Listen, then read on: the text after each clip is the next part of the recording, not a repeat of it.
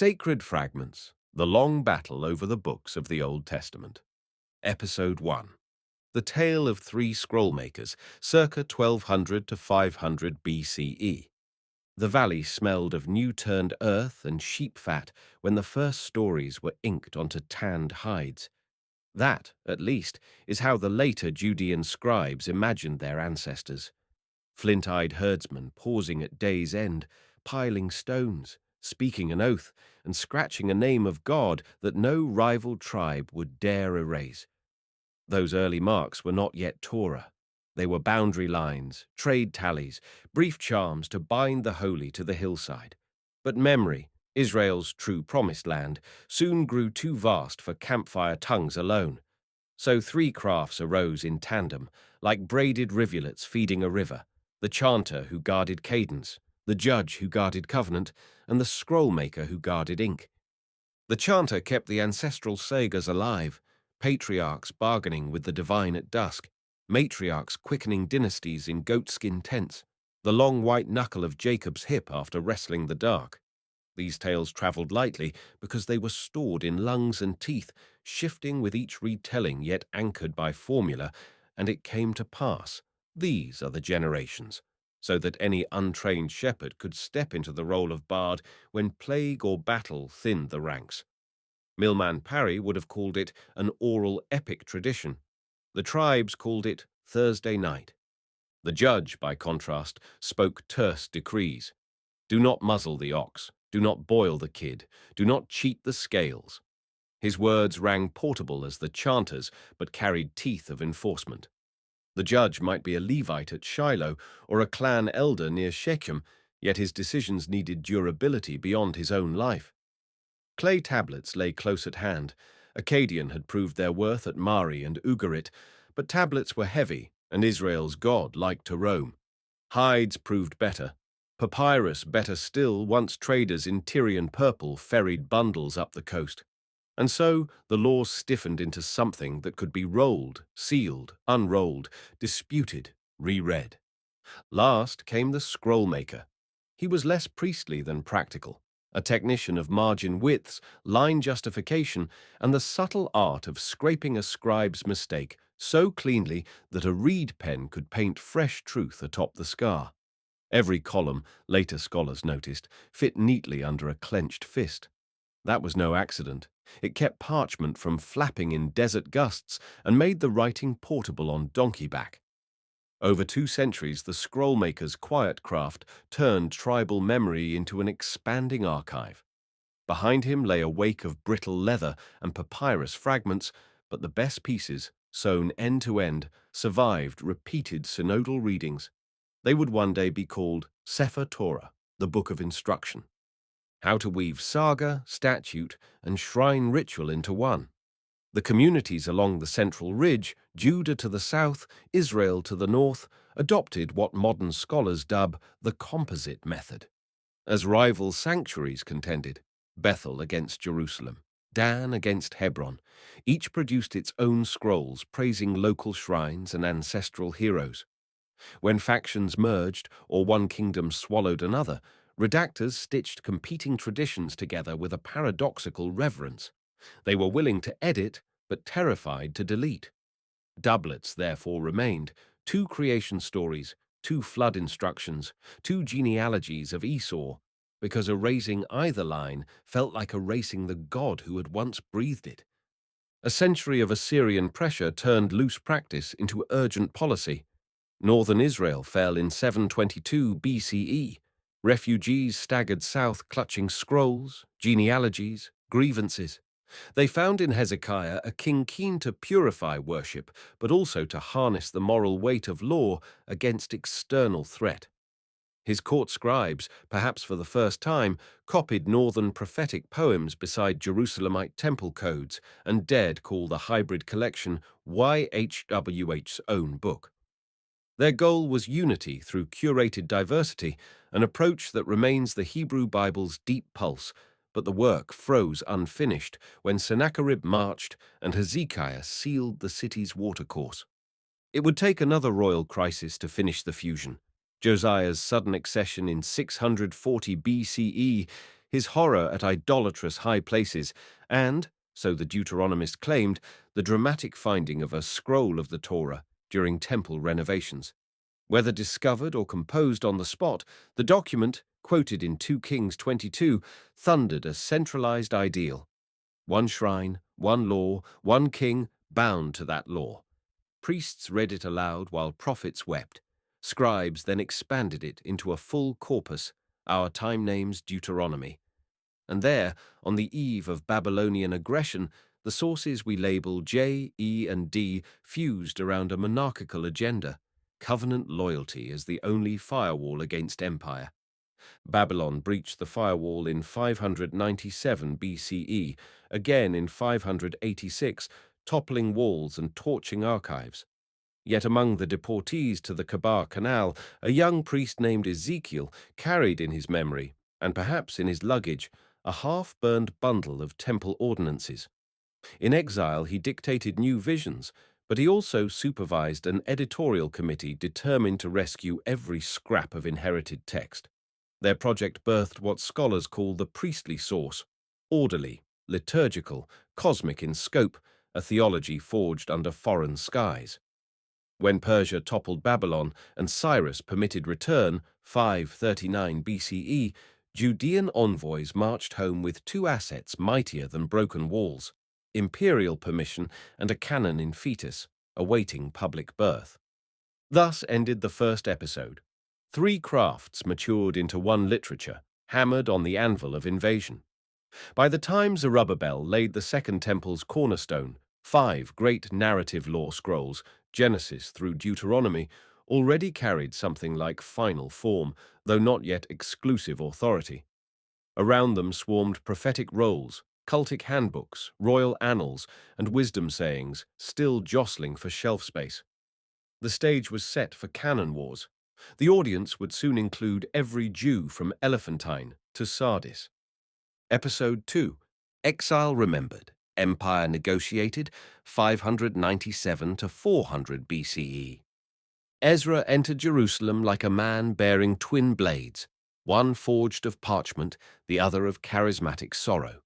It was 458 BCE by Persian reckoning when he unfolded the Book of the Law of Moses before a ragged crowd in the refurbished courtyard.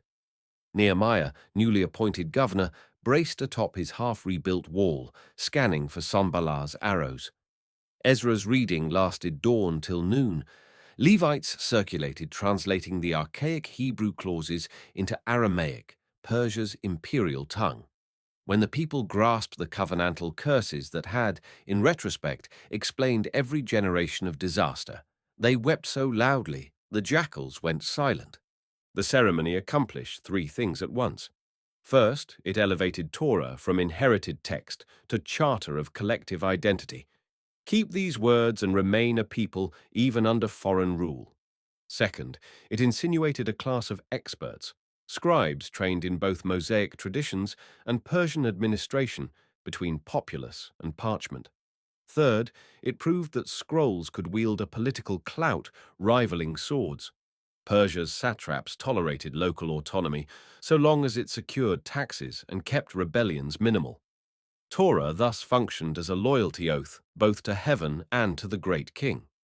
Nehemiah's memoirs record bitter factionalism beneath the pious veneer. Judeans married Sumerian and Ammonite women. Merchants traded on the Sabbath. Aristocrats lent at usurious rates. To enforce the text, Ezra negotiated royal edicts, granting him authority to appoint judges and confiscate property.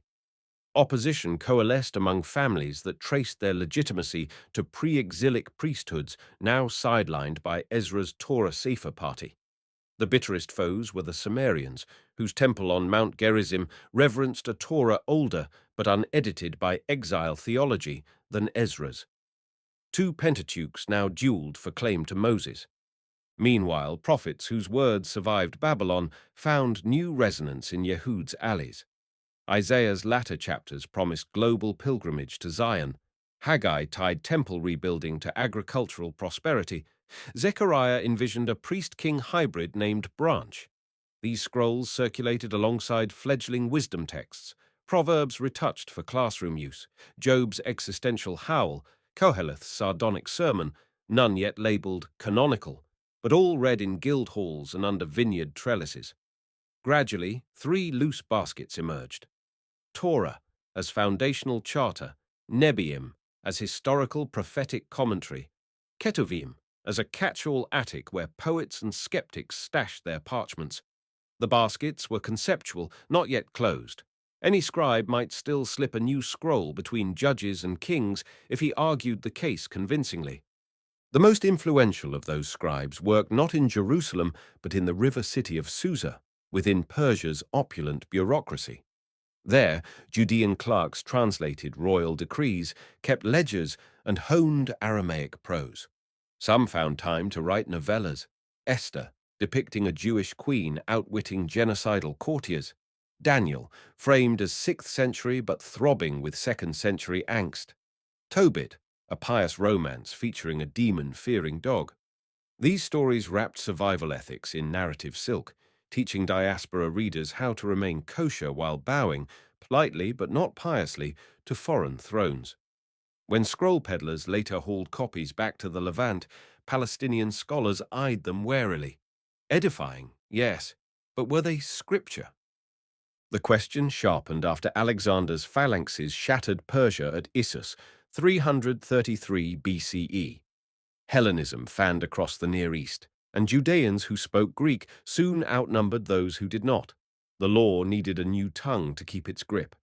Tradition places the solution in Ptolemaic Alexandria, where 72 elders, laboring in parallel on Pharos Island, produced a Greek Pentateuch whose lines matched miraculously word for word. However legendary, the Septuagint inaugurated a canon debate that would echo for 4 centuries. Does translation extend or dilute holiness? Rabbis later answered one way, bishops another. The split began the afternoon. The first Alexandrian synagogues rolled open their freshly translated Genesis and found creation rendered as cosmos instead of tohu wavohu. Back in Judah, rivalries over priestly succession erupted. The Oniad line, backed by landed aristocrats, controlled temple taxes. Ascetic groups along the Dead Sea denounced both Oniads and Hasmoneans as corrupt. Traces of their descent seeped into the final redaction of prophetic scrolls: Malachic oracles warning of a messenger of the covenant, apocalyptic coders stitching cosmic hope onto post-exilic despair. By roughly 400 BCE, a stable if porous anthology crystallized: the fivefold Torah plus former prophets, Joshua, Judges, Samuel, Kings, and latter prophets, Isaiah, Jeremiah, Ezekiel, the 12. Scribes numbered those 8 histories as Nebiim, everything else waited in line. Yet closure remained elusive. Ecclesiastes, with its all is vapor, seemed unsettlingly Greek. Esther lacked any explicit mention of God. Ezra's own memoirs appeared to duplicate chronicles. Inclusion or exclusion hinged not solely on antiquity, but on usefulness to community ritual. Torah guided daily conduct. Prophets explained exile. Psalms served synagogue liturgy. Works that failed one of those tests risked marginality until new crises gave them fresh purpose. And crises were coming. Seleucid taxation, forced Hellenization, guerrilla revolt led by a family of priestly farmers. The canon's next growth spurt would occur amid blood and banners, with rival factions smuggling scrolls into mountain caves to preserve them from enemy torches. On those brittle skins, the future Christian church would one day build sermon and sacrament. Yet even Christians would inherit more than one list of books, and the battle over which Old Testament counted as the Old Testament was only just beginning. Episode 3, Scrolls in the Hills, Swords in the Streets, 200 to 63 BCE. Judas the Hammer was born with a scroll in one fist and a hammer in the other. At least, so the tavern singers of Modian claimed long after the war. What the sources truly show is a provincial priestly family colliding head-on with the high cultural tide of Hellenism. By 200 BCE, the Seleucid king Antiochus III had replaced Egypt's Ptolemies as overlord of Coeli Syria, and with the new regime came gymnasia, Greek tax registers, and a subtle rebranding of Judea as a politeia among the polis. The Jerusalem aristocracy welcomed the fashion. Jason, brother of the high priest, bribed Antiochus IV to rename the city Antioch in Judea and to license a gymnasium whose oil-anointed athletes raced naked in honor of Hermes. No single act better illustrated the ideological distance between Mosaic injunctions and metropolitan glamour. The backlash began not with prophets, but with copyists. In hidden scriptoria around the city, scribes updated older Torah scrolls, adding margin notes that underscored covenantal boundaries: circumcision on the eighth day, Sabbath rest even for livestock, the kosher death of the Passover lamb. Each line was an act of quiet resistance, yet ink soon proved insufficient. When Antiochus IV plundered the temple treasury in 169 BCE and a year later banned ancestral law outright, burning Torahs, forcing pork down priests' throats, erecting a Zeus altar over the bronze sacrificial platform, rural Judea revolted. Mattathias ben Yohanan, a priest from Modian, slew the royal envoy sent to enforce idolatry and fled to the Judean hills with 5 sons and a swelling band of guerrillas. Between 167 and 164 BCE, the books that would one day be called First and Second Maccabees unfolded in real time. The family of Mattathias, quickly dubbed Hasmoneans after an ancestor, mastered hit-and-run warfare, quoting Deuteronomy's "It's time to fight" verses and chanting psalms of divine vengeance while sharpening blades. When Judas recaptured the desecrated temple and rekindled the menorah with a single jar of undefiled oil, his scribes recorded the miracle on fresh parchment. That memorandum, annotated and expanded after each subsequent battlefield deliverance, seeded a festival, Hanukkah. Here was canon in the making, a liturgical history so tethered to annual ritual that to forget the scroll was to forget the feast, and by extension, national survival. Victory, however, complicated the canon question. The Hasmonean dynasty soon combined high priesthood, monarchy, and generalship in one lineage, an arrangement that pleased neither purist Zadokite priests nor rigorist laymen hungry for prophetic purity. Those disappointed factions, whom later ages lumped beneath the umbrella term Essenes, retreated to desert outposts at Qumran and along the Wadi Murabba'at. There, between workshops for tanning goat hides and cisterns that caught the flash-flood waters of the Judean desert, they stockpiled scrolls, Pentateuch copies dotted with variant readings, prophetic books with apocalyptic glosses, manuals for community discipline, and esoteric compositions like the War Scroll and the Thanksgiving hymns. Their librarians practiced a daring textual pluralism. Side by side lay Proto-Masoretic Isaiah, a Pesher commentary that line by line redecoded Isaiah's warnings for their own generation, and a Greek-derived paraphrase of the minor prophets. The community considered them all Miksat Ma'aseh HaTorah, some of the works of the Torah, and read them in shifts, 40-day cycles punctuated by ritual baths. If any single cache reveals how fluid scripture remained in the 2nd century BCE, it is Qumran. 20 Isaiah manuscripts, but only one each of Chronicles, pointed silence on Esther, and multiple forms of Jeremiah that disagree on chapter order as freely as rival bards. Textual authority was a spectrum, not a switch. While desert sectarians hunted for new moons to synchronize their solar calendar, Jerusalem's priest-kings fought to secure international legitimacy. They struck coins that named them both high priest and king, commissioned court historians to draft chronicles extolling their Davidic echoes, and, perhaps most fatefully, welcomed Hellenistic diplomatic culture. To impress neighboring kingdoms, Hasmonean scribes translated patriotic scriptures into courtly Greek, expanding on the Septuagint Pentateuch with new versions of Joshua, Judges, Samuel, Kings, and a fresh anthology called the 12 Minor Prophets. Greek scroll shops in Alexandria and Antioch copied these volumes for diaspora synagogues whose congregants now prayed in coin. Hellenistic Jews, eager for philosophical respectability, reciprocated with literature that read almost like Platonic dialogues draped in Israelite argument. The Book of Ben Sirach, Sirach emerged from a Jerusalem sage's lecture notes around 180 BCE, praising the glories of Israel's heroes in rolling Hellenistic prose. His grandson's Greek translation opened with an apology for inadequacy in expressing Torah's exact sense outside Hebrew, thus rehearsing what would become a core debate. Is divine meaning bound to Hebrew consonants or portable across alphabets? The wider Greek anthology soon embraced Tobit, Judith, the wisdom of Solomon, Baruch, and the additions to Daniel. Some diaspora communities read these texts from the same bema as Exodus. Others labeled them useful for instruction, not for doctrine. Back in Palestine, the Seleucid threat never died but mutated. Antiochus VII besieged Jerusalem anew in 134 BCE, demanding tribute and a citadel garrison. John Hyrcanus paid, then within a decade turned east to conquer Idumea, north to annex Galilee, south to breach Samaria's temple on Mount Gerizim. Each campaign forced local populations to accept Jerusalem's Torah, or at least its priestly oversight, yet coercive conversions stirred intellectual blowback.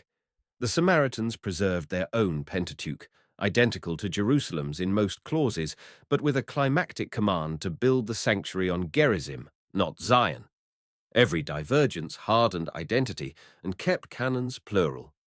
Rome arrived in 63 BCE when Pompey the Great strode through the temple's Holy of Holies in mud-spattered boots, inaugurating an era where foreign governors chose high priests at will. For Palestinian scribes, that humiliation intensified the impulse to anchor identity in texts immune to legions. For diaspora Jews already skilled in negotiating empire, Rome offered economic opportunity and linguistic homogeny: Greek speech, Latin administration, Aramaic prayer, Hebrew scripture. The stage was set for the final canon compressions that would decide, on opposite sides of the Mediterranean, what counted as Sefer Kadosh and what would be politely shelved as outside books. Episode 4, Rabbis, Bishops, and the Birth of Two Testaments, 63 BCE, 200 CE. The curtain rose on a city in flames. In 70 CE, Titus's legions breached the walls after a brutal 5-month siege, toppled Herod's gleaming temple, and dragged its menorah through the streets of Rome. For the first time since Solomon, the foundational ritual center of Judaism lay in ruins. But even as marble cracked, parchment survived. Partisan priests lowered scrolls from burning colonnades. Zealot fugitives hid bundles in caves at Nahal Hava, and one elderly Pharisee, Yohanan ben Zakkai, escaped the city in a coffin. Legend says the emperor granted him a single request. He chose not gold nor slaves, but Yavne and her sages, a coastal village where a house of study could transplant the uprooted tree of Torah. At Yavne, Jamnia, between 75 and 100 CE, the scattered sinews of Pharisaic tradition knit into early rabbinism. Central to their project was establishing textual ballast for a religion suddenly bereft of altar, priesthood, and pilgrimage feasts. The council never formed a canon committee in the modern sense, yet their halakhic debates effectively measured each claimant scroll against 3 yardsticks: Hebrew original, Second Temple antiquity, and congruence with the legal prophetic core. Ecclesiastes almost failed on orthodoxy grounds, too skeptical, until Rabbi Akiva insisted its final verse anchored the meditation in fear of God. Song of Songs raised eyebrows with its sensuous metaphors until the same Akiva cried, "All scriptures are holy, but the song is the holy of holies." Proverbs, Esther, and even Ezekiel, whose temple vision contradicted Mosaic ritual, likewise endured line-by-line scrutiny. By the early 2nd century, the trifold library, Torah, Nevi'im, Ketuvim, stood essentially closed for mainstream rabbinic Judaism. Closure, however, was partly polemical. It distinguished rabbinic Jews not only from Rome and Samaritanism, but from an insurgent Jewish sect that proclaimed a crucified Galilean as Messiah. Followers of Jesus used precisely those books that rabbis affirmed. He quoted Deuteronomy to repel the tempter, Isaiah to announce Jubilee, Psalms to voice agony, yet quickly supplemented them with memoirs, gospels, travelogues, acts, and apostolic letters. To knit old and new, they read Israel's scriptures in Greek. The Septuagint's familiar cadences let Paul debate Stoic philosophers in Athens and permitted Luke to address his orderly account to a Theophilus who owned both Homer and Hosea. That linguistic choice had lasting canon consequences. The Greek Old Testament circulating among Christians included the larger library of Hellenistic diaspora scrolls. Wisdom of Solomon read as pre-Christian apologetic, Maccabees as heroic analogy for martyrdom, Baruch as prophetic parchment foreseeing the cross. By 170 CE, Bishop Melito of Sardis traveled to Palestine to inventory the books of the Old Covenant, returning with a list that matched Hebrew Torah and prophets, but, tellingly, omitted Esther, while still quoting wisdom as scripture in his Easter homily. Origen's Hexapla, circa 240 CE, synopsized 6 textual columns, Hebrew, transliteration, and 4 Greek versions, revealing to Christian students the rich pluralism rabbis were steadily pruning. Yet Origen himself, steeped in Alexandrian scholarship, treated Judith's prayer and Tobit's angelology as inspired. Meanwhile, rabbinic scribes doubled down on precision. They inherited a consonantal Hebrew text already stabilized by temple copyists, but lacking vocals and musical cantillation. Between 100 and 200 CE, a class of guardians known as Sopharim counted every verse, every word, every letter of each approved book, noting in the margin if an aleph looked oversized or a war miniature. They recorded ketiv kere phenomena, read but written, places where tradition mandated pronouncing a different word than the one inked, ensuring oral continuity without altering sacred ink. That apparatus became the seed of Masoretic notation, though the full vocalized system would mature centuries later in Tiberias. Political storms regularly tested textual decisions.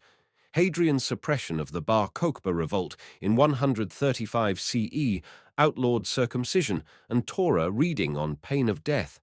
Clandestine schools copied leather snippets small enough to hide in sandals. A paradox unfolded. The more Rome attacked Scripture, the more meticulously Jews preserved it, and the more boldly Christians allegorized it as foreshadowing Christ. Both communities now possessed overlapping, rival canons. Jews the Hebrew 24, Christians a Greek up to 49, depending on province and bishop. Each group's choices mapped onto identity. Hebrew scrolls let rabbis claim unbroken custodianship from Sinai, whereas the expanded Septuagint let bishops preach Christ from every page, even those written in Alexandria's sunlit libraries. Material technology accelerated divergence. Around 150 CE, Christian congregations embraced the codex, stacked sheets stitched on one spine over the traditional scroll. A single codex could house 4 Gospels plus Psalms, or Torah plus Pauline epistles, in a portable volume fit for house church lecterns and missionary satchels. Jews, wary of Roman novelty and protective of liturgical praxis, retained scrolls in synagogue arks. Writing surface thus mirrored theology. Codex signaled fulfilled prophecy in a unified narrative arc. Scrolls signaled eternal cycle of weekly Torah readings. Even when rabbis eventually adopted the codex for legal commentary, they never ceded the scroll's primacy for liturgy. By about 200 CE, Rabbi Judah Hanasi finished redacting the Mishnah, embedding scriptural quotations inside a lattice of oral law. His project crowned the Hebrew canon's authority. Every halakhic argument began with a verse and ended with an interpretation. In the same generation, Church Father Irenaeus quoted Genesis to condemn Gnostic cosmologies and cited Wisdom of Solomon to defend the Incarnation. The fissure had become institutional. One text family echoed through synagogues from Sepphoris to Babylon. A larger Greek-favored family echoed through basilicas from Carthage to Lyon. The Old Testament had bifurcated, yet under both roofs it remained the measure by which communities judged kings, explained suffering, and timed their festivals.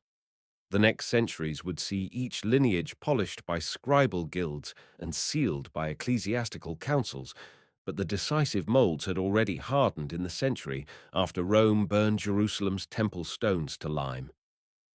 Episode 5. From Aleppo to Bethlehem, the silent years of the vowel points, 200 to 900 CE. Night over Tiberias is black, but the parchment glows. A boy named Moshe leans close to an oil lamp, watching his grandfather dot tiny sparks under Hebrew letters. A flick of the stem for a furtive shewa, a featherlight slash for kamatz. The elder whispers, "The Torah sang before Sinai. Our task is to remember her tune." That exchange, repeated in 100 Galilean attics, launched a new science, the Masorah, whose mission was not to add words, but to rescue the music that words alone could not store. In the age after Rabbi Judah's Mishnah, circa 200 CE, Jewish life shifted east. The academies of Sura and Pumbedita in Sasanian Mesopotamia drew exiled scholars who braided halakhic debate around threadbare Babylonian scrolls. Greek had faded, Aramaic was lingua franca, but scripture remained Hebrew and dangerously ambiguous without living cantors. One misplaced breath could turn "he killed" harag into "he was killed" hurag. So, Sophorim began tagging consonants with oral cues. At first they sprinkled marginal notes: read long, pronounce short, do not change. By the 5th century, they pierced the text itself with dots and dashes, nascent vowel signs, careful never to mar the sacred consonants. Parallel to this textual quietude, Christian scribes labored in blinding desert light at St. Catherine's Monastery, in chill Irish scriptoria, and in the scriptorium of Caesarea, founded by Origen's hexaplarric legacy. Their Old Testament of choice was now largely the Vulgate. Jerome's Latin translation finished in Bethlehem between 390 and 405 CE. Jerome had wrestled Hebrew with Jewish tutors, complaining in letters that they mocked his accent but lent him priceless scrolls. He sided with the narrower Hebrew canon, dropping Tobit, Judith, Maccabees to an appendix, yet his prefaces admitted their edifying value, and Latin churches continued to chant them all. The split between Scripture and Deuterocanon gained a foothold, but not yet a fortress. Councils spoke next. Laodicea, circa 360, listed canonical books but skirted Maccabees. Carthage, 397, reinstated them, leaning on Augustine's influence. The Sixth Council of Toledo, 675, copied Carthage's list into Visigothic law. Each synod scribbled the shelf in slightly different order, yet all agreed on a principle. The covenant history of Israel was indispensable to Christian identity. Thus, a paradox ruled late antiquity. Christian bishops affirmed an Old Testament that their Jewish contemporaries were busy vocalizing, yet the two communities grew mutually incomprehensible because bishops read it in Latin and Greek, rabbis in meticulously pointed Hebrew. Meanwhile, Islam erupted from Arabia in 632 CE, sweeping into Persia, the Levant, Africa, Iberia. Conquests shattered older trade routes, but opened intellectual boulevards from Cordoba to Basra, where Jewish, Christian, and Muslim scholars debated monotheism under the caliph's tolerant gaze. Karaite reformers emerged among Jews, rejecting rabbinic oral law and demanding direct scripture. They favored the Jerusalem reading tradition, Ben Naphtali, while rabbinic majorities backed the Tiberian, Ben Asher. The rivalry pushed both sides to extraordinary precision, counting verses, flagging middle words, numbering crowns on each tor. Around 930 CE, Aaron ben Asher produced a master copy, later called the Aleppo Codex, whose margins teem with Masoretic notes, reminding copyists that Genesis contains 1,534 verses, and beware confusing the two different spellings of Gimel. In Christian lands, the codex itself evolved. Irish monks invented word spacing, Italian scribes developed minuscule, Frankish scriptoria glossed difficult Hebrew names in the margins. Yet no overarching council enforced one textual family. In Spain's Mozarabic liturgy, lessons from wisdom of Solomon mingled with kings.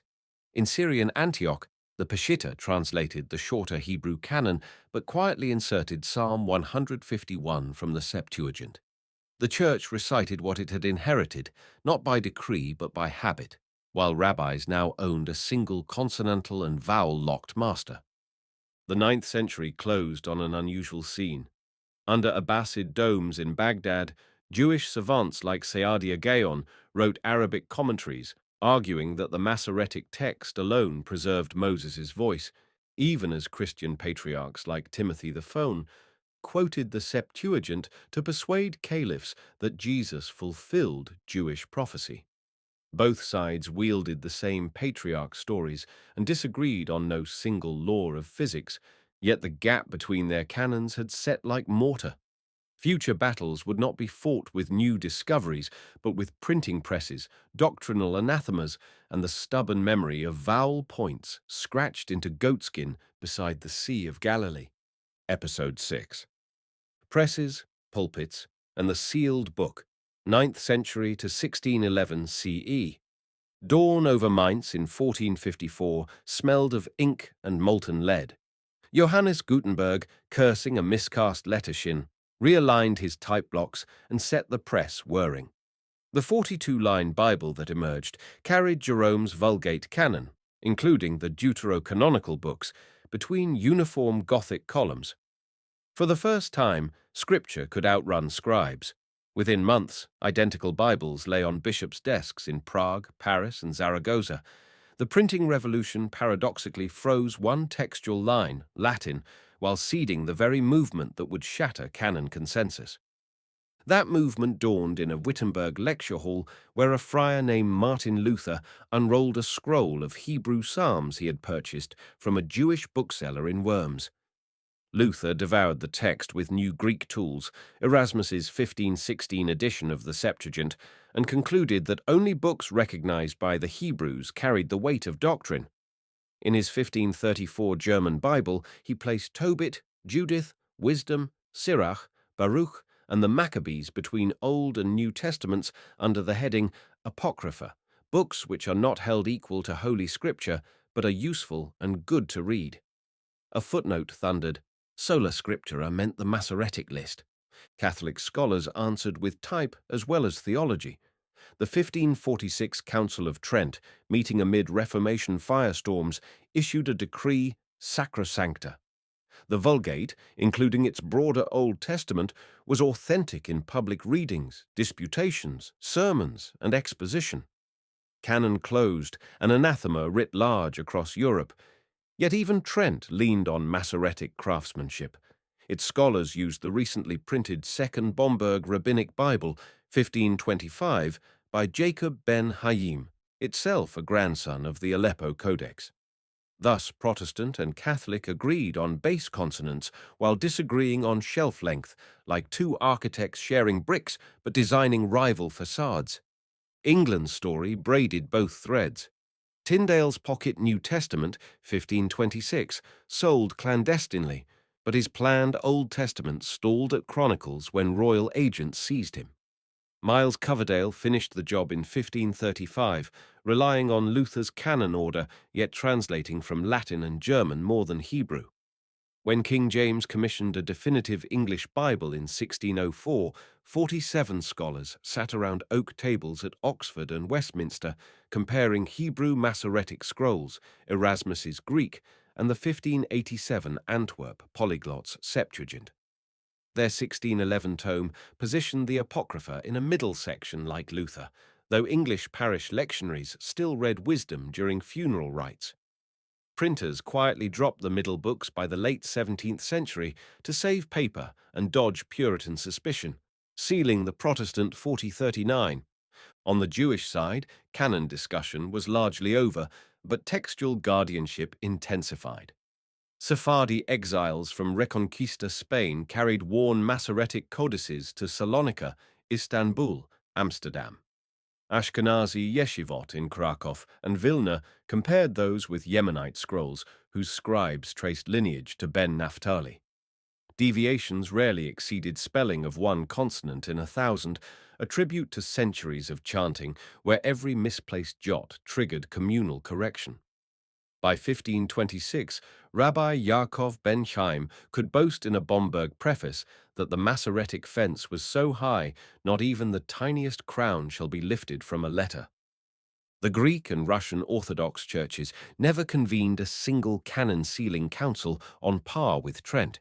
Their liturgies retained the full Alexandrian spread, including Psalm 151, 3 Maccabees, and in Slav lands even 2 Esdras, printed in Church Slavonic Bibles at Moscow, 1581, and Ostrog. Thus, by the time Jamestown was founded in North America, 3 Old Testaments sailed the Atlantic. Jewish merchants carried scrolls matching the Aleppo Codex. Puritans sailed with Geneva Bibles, lacking wisdom and Maccabees. Jesuits packed Vulgate folios with them intact. The narrative might close here, in the ringing of ship bells and the rustle of parchment over salt water, but history insists on epilogue. In 1947, shepherds at Qumran shattered a jar and found Isaiah in a form 1,000 years older than any previous copy, yet letter for letter near twins to the Ben Asher text behind every modern Bible. Text critics still probe variant lines, but the political battles over which books belong now lie fossilized in the creeds and liturgies of 3 world faith families. Jews cite a 24-book Tanakh. Protestants read a 39-book Old Testament mapped verse for verse to the Tanakh but ordered differently. Catholics and most Orthodox embrace a larger 46+, mirroring the Church's first Greek translators who believed the Spirit did not stop inspiring when Antiochus died. And so the story's final image returns to that boy in Tiberias, watching sparks bloom under letters. Whether those vowels rise today from a Torah crown in Krakow, echo in the Latin of a midnight mass, or roll in Elizabethan cadences from a wooden pulpit, they tether communities to centuries of ink, argument, and fragile consensus. The Old Testament is less a single book than a constellation whose stars have been named, renamed, and occasionally snuffed out, yet whose pattern still guides pilgrims across deserts of doubt and oceans of creed. Its compilation was no tidy miracle, but a long wager that memory, however contested, can outlast empire. The wager holds. Episode 7 and the conclusion. The same presses that gave England a pulpit-ready Bible also gave Europe its first public skeptics. Already in 1651, Thomas Hobbes, leafing through a printed Vulgate in the Bodleian, observed that Moses' death is narrated in Deuteronomy and concluded, quietly at first, then in Leviathan, that the Pentateuch must have later editors. A generation later, Baruch Spinoza, exiled from the Amsterdam synagogue that had preserved its Masoretic rolls with such zeal, reread Isaiah through microscopes of philology and politics, arguing in his Tractatus Theologico-Politicus, 1670, that Ezra, not Moses, assembled Torah from ancestral fragments.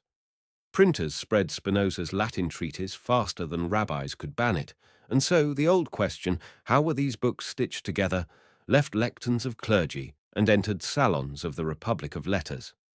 French oratorian Richard Simon answered with footnotes instead of fire, publishing his Critical History of the Old Testament, 1678.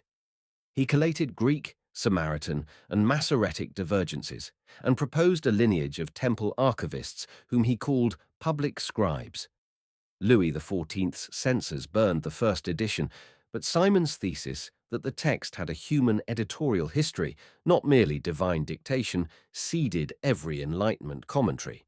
Jean Astruc, royal physician to Louis XV, pored over Genesis in Latin pocket editions during carriage rides to Versailles. In 1753, he noticed that some chapters called Israel's God Elohim, while others favored YHWH, And on that stylistic fault line, he laid the cornerstone of what would become the documentary hypothesis. German professors extended Astruc's insight into architectural blueprints. Carl David Ilgen named J1 and J2. Wilhelm de Vetter tied Deuteronomy to King Josiah's reforms. Finally, Julius Wellhausen, lecturing at Göttingen in 1878, synthesized every clue, doublets, priestly vocabulary, cultic chronology, into the four-source model still taught today, J, E, D, P. Wellhausen wrote in brisk, iron-inked prose, but his story read like a novel. Tribal sagas. J, welded to northern exhortation. E, discovered anew under Josiah. D, and capped by exilic priests. P. For Protestant Europe, his theory felt as liberating as Luther. For Jewish seminarians in Berlin, it posed a task: how to defend Torah's sanctity while admitting its layered texture. Abraham Kuenen debated David Hoffman. Solomon Schechter at Cambridge coined higher criticism with both awe and caution.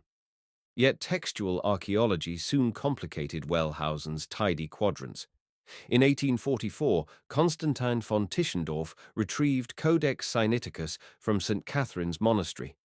Catherine's Monastery, revealing a 4th century Greek Bible whose Old Testament included Tobit and Judith in the main sequence, proof that the wider canon predated any medieval council. When Paul de Lagarde published his edition of the Septuagint, 1883–95, scholars discovered readings older than the Masoretic vowels, sometimes closer to the Hebrew fragments that would surface half a century later in desert caves. Those fragments arrived by goat accident. In 1947, Bedouin shepherds chasing a stray into a Qumran crevice unstoppered jars of parchment blackened by 2 millennia of salt air. 7 rolled scrolls, then hundreds, then thousands of scraps emerged. Isaiah complete, Habakkuk under commentary, a psalm collection 20 poems longer than any synagogue knew. Paleographers dated them to 250 BCE to 70 CE, bridging the alleged gap between the last biblical authors and the earliest codices by nearly a millennium. Where they paralleled the Masoretic consonants, they vindicated generations of Jewish scribes. Where they diverged, Jeremiah's shorter Greek form, Samuel's different death tolls, they revived every question about proto-canons at Qumran, at Masada, at Alexandria. Textual criticism pivoted from European libraries to carbon dating labs. William Foxwell Albright hailed the scrolls as the greatest manuscript discovery of modern times. Miller Burrows mapped variant clusters. Emanuel Tov built digital concordances that compared every scroll fragment with the Leningrad Codex, 1008 CE, the standard base for today's Biblia Hebraica Stuttgartensia. Jewish and Christian translators now faced a buffet. Accept Masoretic primacy, as the New Jewish Publication Society did in 1985, or footnote every Qumran-backed correction, as the New Revised Standard Version did in 1989, where MT read lion, Arya, but Dead Sea Isaiah read light, or committees weighed tradition against probability, doctrine against grammar. Meanwhile, canon questions that had boiled Europe faded in the global south, where new Christian movements often embraced the largest library available. Ethiopia's Orthodox Tewahedo Church printed its 81-book canon, including Jubilees, 1 Enoch, and the Books of the Covenant, on offset presses in Addis Ababa. In Nigeria and Brazil, Pentecostal preachers quoted from the King James, but added glosses lifted from apocryphal Sirach. Jewish communities in Buenos Aires and Melbourne imported scrolls microfilmed from Aleppo before rioters torched its synagogue in 1947. Missing folios were later reconstructed from earlier photographs, a transoceanic jigsaw testifying to the modern diaspora's stake in that medieval codex. Digital technology pressed the story into silicon. Project Judaica at Bar Ilan University encoded the entire Masoretic text with cantillation marks. Logos Bible software aligned every Hebrew lemma with Dead Sea parallels. The Eep Talstra Center in Amsterdam, tagged clause syntax, so algorithms could trace J or P sentence patterns in ways Wellhausen never imagined. Open access platforms now let a teenager in Nairobi compare Sinai Greek with Qumran Hebrew before breakfast. Scholars debate whether artificial intelligence can detect undiscovered source layers by statistical stylometry, renewing in silicon garb the arguments that began when Astra counted divine names on parchment. Across these centuries, the political stakes have persisted. In 1948, as Israel declared statehood, the Knesset adopted the Tanakh's Hebrew cadences for oaths of office. Christianity's many branches still argue canon whenever ecumenical talks reach sacramental texts. Islam cites Torah prophets, yet insists the book was muharraf, distorted, and therefore requires Quranic correction. Text alone has never floated free of community.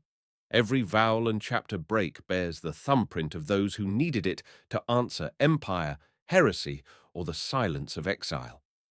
Thus, the 6 episodes unfurl into a living coda, a library formed amid tribal memory, welded by exile, tested by empire, vocalized by dotting pens, fractured by presses, and now pixelated on servers. Jews revere 24 books in a tripartite order. Protestants mirror the same texts, rearranged and numbered 39. Catholics and most Orthodox embrace the Greek-inherited Deuterocanon, swelling the tally to 46 or more.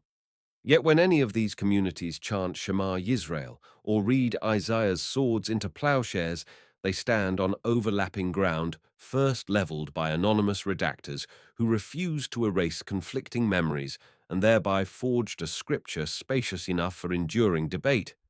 Nothing in that story is tidy. Compilation was negotiation. Canon was the prize of winners who rarely silenced all rivals. Transmission was an unending relay between chanter, judge, and scrollmaker. Still, the text endures. It seems visible to every modern reader willing to run a finger down the parchment and feel where a scribe once stitched rival tales, together with the reverent terror of deleting none. That tactile seam, more than any single verse, may be the Old Testament's true miracle, a literature whose very contradictions were preserved as sacred, and whose survival proves that a contested memory, if carried forward in good faith and midrashic patience, can outlive every empire that sought to burn it.